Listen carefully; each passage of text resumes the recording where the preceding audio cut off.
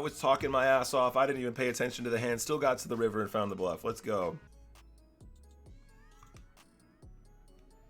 If he has a king, we deserve everything we get. Oh, the baby. Oh, the soul read.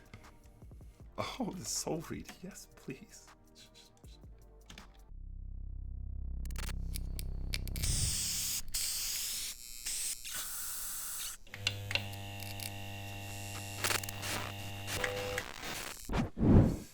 Good afternoon, ladies and gentlemen. It is midday on a Wednesday, which means we are back on the PokerStars Central channel with some more content for you guys. My name is Nicholas Walsh. I'm your host for today, and as per usual, or what is becoming the norm now, we are going to be playing some more spin and goes because it's Spin and Go Wednesday. That's what we do. We're going to play some spins. We're going to play a couple different stakes. We're going to talk some strategy, and we're just going to try and have a good time. We're going to hang out and all that good stuff as per usual. Yeah, Queen 10. Turkmenistan, apparently. Okay, we're obviously not folding flop. There's a chance we should lead turn here, to be honest, because obviously you're giving him an opportunity to check behind if he does have a king or whatever. And now we got the full boats. I think we just go big, right? We're losing to ace-jack of clubs, the royal. Nice. We do get the call. Very cool. On the river, he calls us with ace-jack of spades. So fair play to him. Obviously not going to fold that too often. Okay. So again, we don't have many hands on this guy. We haven't played a ton with him. It's not a situation that we're going to be completely confident about. But in this scenario, I think it's cool for us to come along with a 7-3 off. Something as weak as hand. We're still really shallow. We do have a double gut shot. I think we're going to check and bet turn. I really don't want to get check raised when we have such nice equity here. So I think it's fine for us to just give him an opportunity to slow down, and then we can, or an opportunity to miss another bet, and then we can just bet turn, and it's kind of the same as the flop bet. He's not really ever going to have an ace in that scenario, so he's quite capped. But we don't want to get check raised by two pair or like, you know, middle pair or something like that when they recognize that we're not going to have a ton of ace-x ourselves. And not realize the value of that really cool significant draw. So again, against this guy, we're technically supposed to be shoving this hand. I think against this guy we can afford to play a little bit more cagey again, just because I think we're going to keep him quite honest here. Again, we could be over adjusting, but I think you just got to go with what you feel at the time. You got to go with your first impressions when you have such little opportunity to learn about, you know, people. I think we check again. If he's checking this flop, I don't expect him to have a ton of hands that he likes. And then on the river, he'll call us with pretty much any pair because we've checked the turn. So I think sizing up here is quite nice. Beautiful, beautiful, beautiful. 9-5 off. He's gonna go in the bin. We're too shallow now. King 7 of diamonds. Gotta call a shove all day. Nice. Got the best hand here. Oh my God, it's massive. Absolutely massive. Yeah, good game, good game. Honestly, I think that, you know, this guy's kind of unlucky. He gets cold decked when we have Queen 10 versus the ace-jack. I mean, we have the best hand on the flop as well, obviously, but generally, I think he probably played okay. I think he played quite solid, but kind of an unfortunate pot for him there. And then obviously after that, you know, kind of got run down. Let's take a look at what he called us with when we had the flush, though. He called us with ace-4, so he actually rivers another straight there. That's really unfortunate when we've got the flush. So 2 cold decks for him. That really cost him that game, but happy days. Even having to pay the $50 to Croaks, yeah, it's all good. I think we made enough to pay him at least. 2 paired on an ace high board feels real good. Is this ever a check raise? So 4, 5, 6, 7, 8. Nah, we're just gonna call, and then we're gonna let him bluff it off if he has nothing. And obviously, if he has the ace, he'll probably just put in tons more for us here. So that's all good. He should be betting this twice as a bluff quite often. Half pots. So I guess we call, and then we call any river. Seems good, right? We want to keep all of his bluffs in, and pretty much any ace is going to continue on the river anyway, depending on what the river comes. 10 of diamonds could be a bad card for us, but we're playing this to catch the bluff, so we're always calling river no matter what. Wish me luck, guys.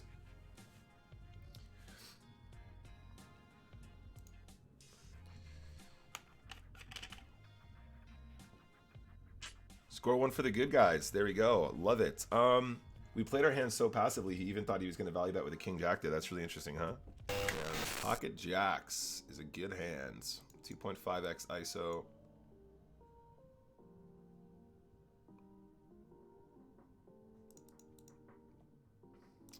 Ace 3 is always a push here, now that we're at 10. There are some opponents where you can just min raise instead of shoving, but it's not advisable unless you have a very specific read. You need to know your opponents are super passive and just generally kind of never going to be trying to exploit that, the min raise. Against this guy, I'm calling with queen jack. Wish me luck. We've got mountains of equity against king 5. Very nice. All right, cool. Winning the all-in. It's good. Obviously, you know, if I looked that one up right now, queen jack is a snap call. The reason why I highlight the call in this scenario specifically is because when you're playing the lower stakes, when you're playing at like the $10 stakes and like even the 5s and whatever, people just aren't as aware of push fold as they are once you start to get, you know, up to the 25s and higher. This guy seemed to be playing pretty aggressively, so I think he is definitely aware of some push fold concepts. So if he's shoving king 5, it's like snap confirmation that he actually knows what he can push in that situation, right? Of course, there is still the chance that we were, we're basically just sort of like overestimating him or whatever. There is always the case that we just caught the guy shoving king 5 and he was going to shove any 2 anyway. But basically, I was just getting the vibe from him that he was a bit more of a thinking player. And the closer you get to an opponent where you think that he's thinking about the game, you know, at a decent level, and he's aware of what he can be pushing and folding at that specific stack depth, the closer you're getting to a call with queen jack every single time.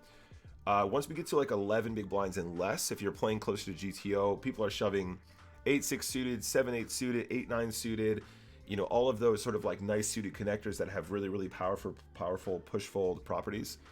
And queen jack just becomes an insta call every single time in those scenarios. All right, jack 7, we're still limping. Jack 7 actually might be a min raise here if I remember correctly, but obviously we're not losing much by not min raising. Good flop for jack 7. Good turn for jack 7.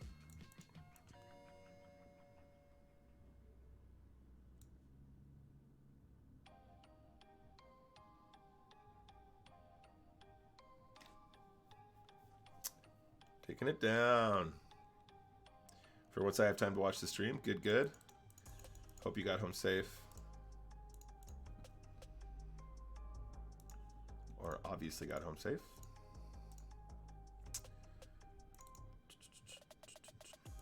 King 10, we're calling the shove all day long here. Wish me luck, guys. Yeah, I think the shove with 9-6 is fine. I don't think that's a mistake. Oh, gotta love that jack on the river, guys. All right, let's get into a next game. If you go on the website, if you go on my website, you can read more about like my published results for the 12s. It's basically, I think the 12s are lower variance, and also I think that they are slightly more profitable after bonuses and stuff like that as well, which is also relevant. But I should also note, and I mentioned this in my notes from that article, I had really bad luck. So I only played like 3,000 or 4,000 games at the 12s, I think, and my conclusion was that I wanted to play another 3,000 before I actually had any real idea what I was doing. It was like 2 monumental downswings that you can see on my chip graph, and that definitely will have influenced the results. So I might have even been slightly more profitable than that. Yo, Bagpuss, what's up? Did someone say? I forgot about that. Okay. What are the chances we win here? If he bets, we can actually jam. He should basically never have a straight or a flush here, right? Should we try? Wish me luck.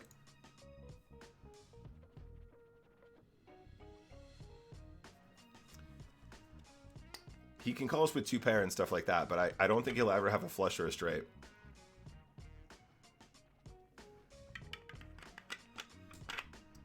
I was talking my ass off. I didn't even pay attention to the hand. Still got to the river and found the bluff. Let's go.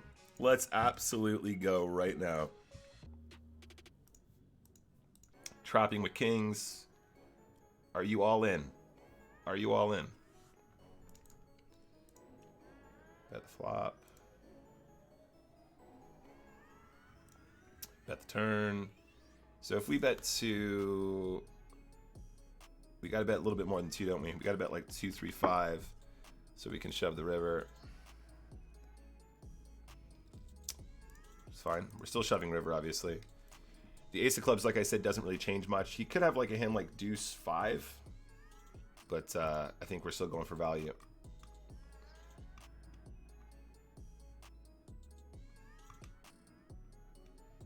We're still going for value, he said. We are still going for value, he said confidently.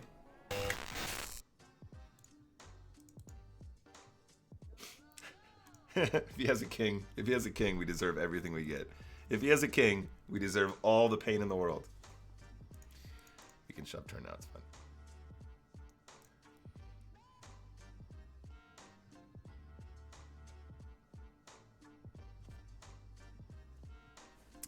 It's a good spot. It's a good hand. So obviously, guys, you know, with the queens, you're just shoving over the shove, right? That's totally normal. The reason why I actually adjust specifically in this scenario is because the guy on our left is clearly just doing a lot of really wacky stuff, and the difference in like his perception and the difference between getting a hand in and actually calling some of his stack and leaving some behind in this scenario is it's just gonna win us so many more chips to do something that's completely like non-standard there, right? So flatting and then allowing him to come along. The fact he has pocket fours doesn't really change anything. I think he probably still will get it in if we shove. But if he's playing pocket fours like that, there's no reason why he wouldn't play a hand like 8-7 of spades like that, or 9-10 of spades like that, or whatever he's limping with there. And those are combos that we absolutely destroy, right? Like, we have so much equity against that kind of a range. So if we can give him any additional confidence to come along, we win this game, right? Basically, so it's cool. Yep, any suited hand here. Tricky spot. Obviously, the jack is going to be the best hand here a ton, so we're not going to be folding. It's almost 2 pair. Yo, Alex, what's up? Welcome back. And the king, obviously a bad run out for us. Do we ever blocker bet? If we blocker bet small enough, we can actually get some 6x deuce x to call. And if he raises the river, I feel compelled to call now, to be honest. Oh man. Because it feels like he's just trying to exploit the small bet, right? He's just like, yeah, okay, cool, let's rip it in.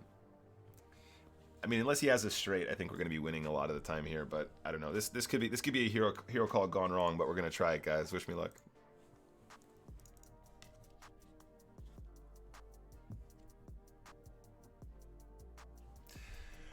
Oh, the baby. Oh, the soul read. Oh, the soul read. Yes, please. Yeah, C4D. I do like the 9s bluff, because I like where his head is at, and he's kind of put us on a hand that we are completely capable of folding, and we probably will fold in many cases if we're not really switched on. But no, I like it. Like when we bet that amount, I think he knows that he's probably not winning anymore, and he knows there's a chance for him, you know, a chance for him to turn his hand into a bluff in a cool way. So I dig it.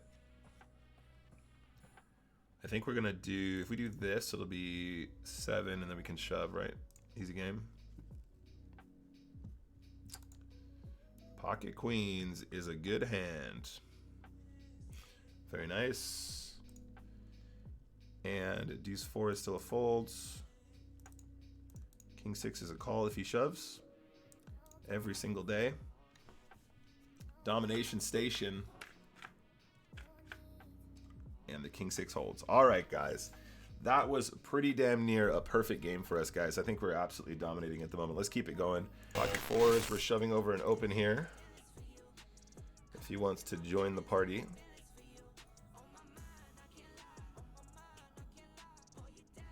We're going to limp, and if they raise, we're going to shove. Same spot as before. If they shove, we're also calling. And we're going to try and defend our hand here. Check the turn. We're probably going to call the turn if he bets anyway. They can float this board with a lot of stuff that we're still beating with the 4s here. Yeah, we're still calling, obviously. It's a pretty good run out for us. And now it's tricky because if he does have a bluff on the turn, they might continue river quite frequently. The fact that he bet 3 on the turn is a little bit suspicious in my opinion. I'm not sure if he would do that with a 10 necessarily. And I think a 10 is what's kind of he's trying to rep in this spot. So I'm gonna call the river, guys. Wish me luck. I mean, this one's really close. I think we are gonna lose this some of the time, but we only have to have the best hand 1 in 4 times to make this a profitable call. And that's exactly where we're supposed to be right there. That's the thought process that I think we're doing really well today. I think we're definitely making good decisions today. King deuce, definitely a hand that we can consider playing from this position.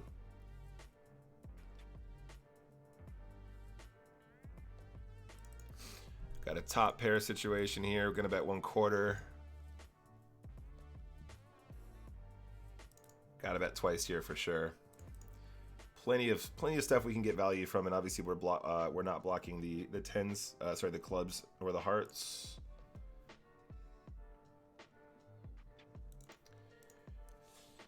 This is a little bit closer, guys, because he can check shove turn if he picked up a combo draw. Do you know what I mean?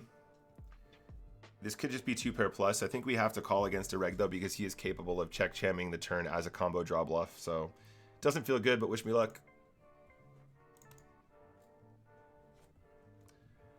A reg can check jam the turn as a combo draw bluff right there. That's exactly where we're supposed to be at. That's what I'm talking about. Absolutely loving life. King jack always a call. We're beating 6-4 clubs. No 5. Let's go. Another one in the bag, guys. $75 US coming our way. Let's keep it running. Just got to get aggro now. We're going to limp in if he shoves. We're going to call. King 7 suited. If we're not shoving this hand, we need to be calling the shove just because it has too much equity. Wish me luck. Live cards. Oh my god. That is quite the run out. Generally speaking, this guy does seem to be pretty passive with hands that I think others might be more aggressive with.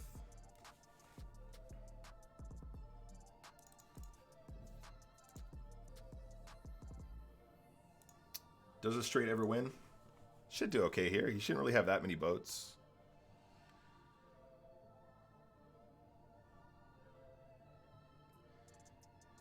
I mean, I think I'm still calling, guys. I don't think he'd do this with a 3. He could still have a 6. We saw him playing those like 1 pair type hands really, really awkwardly, but I feel like this is going to be a lot of stuff that missed. Nice. GG's, buddy. GG's.